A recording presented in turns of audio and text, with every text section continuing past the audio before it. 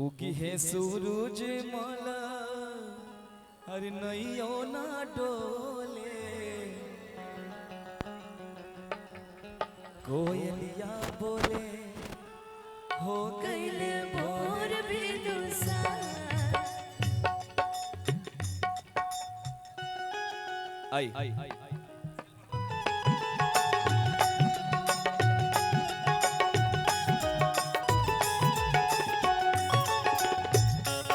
भैया एक मिनट।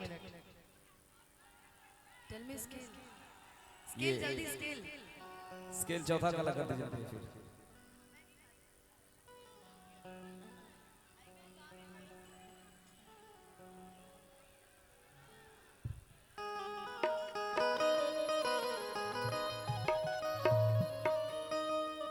अभी माहौल लोग सोच रहे हैं कि अब भोजपुरी का थोड़ा बनाया जाए, लेकिन इस छठ गीत के बाद भैया थोड़ा सा भोजपुरी का माहौल पक्का ठीक है। चलिए इस छठ गीत के बाद हम सभी लोग भोजपुरी गीत ही गाएंगे। एक बार प्रेम से बोल दीजिए जय छठी मैया। आइए।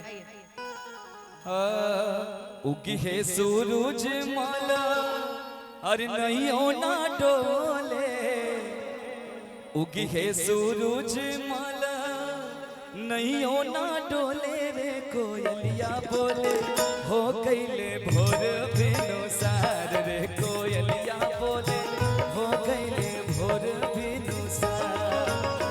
उगी है सूरज माला नैयो ना डोले, उगी है सूरज माला नैयो ना डोले रे कोयलिया बोले हो गईले भोर बिनुसार रे कोयलिया बोले हो गईले भोर बिनुसार।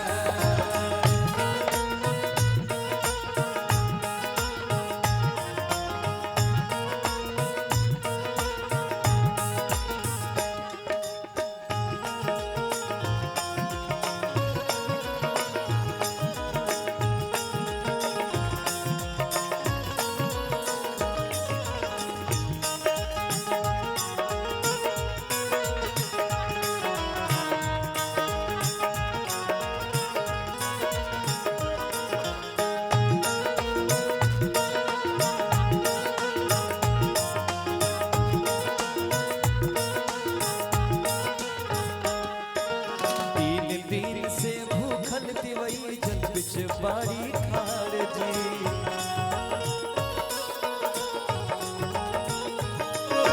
तीन दिन से भूखल दिवई जग बिच बारी खार जी। हो होठवा चुराई गईले मुहवो न खोले, होठवा चुराई गईले मुहवो न खोले रे कोयलिया बोले हो गईले भोरे बिनुसार रे कोयलिया बोले हो गईले भोरे बिनुसार।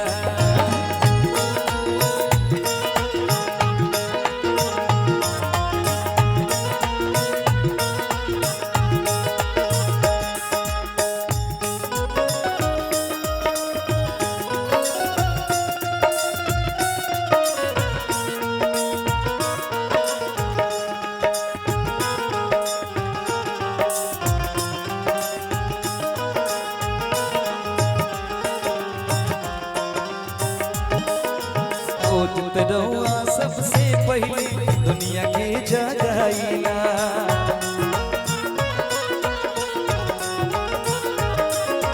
रोज रउआ पहले जागी दुनिया के जगाईला।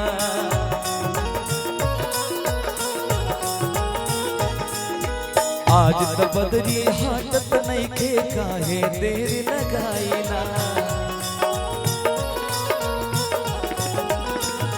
हो होठवा चुराई गईले मुहवो न डोले रे, होठवा चुराई गईले मुहवो न डोले रे कोयलिया बोले हो गईले भोरे बिनुसार रे कोयलिया बोले हो गईले भोरे बिनुसार।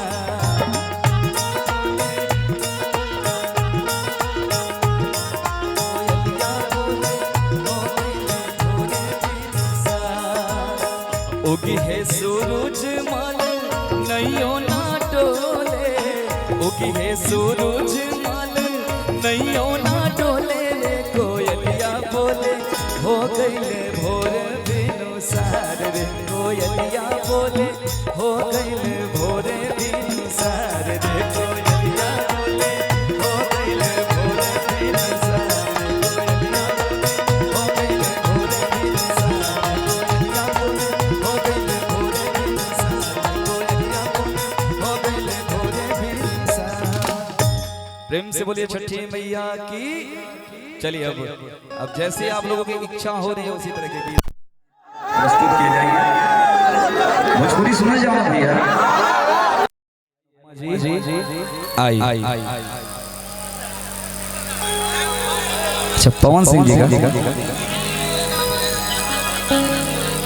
दांते से ओढ़ने दबा के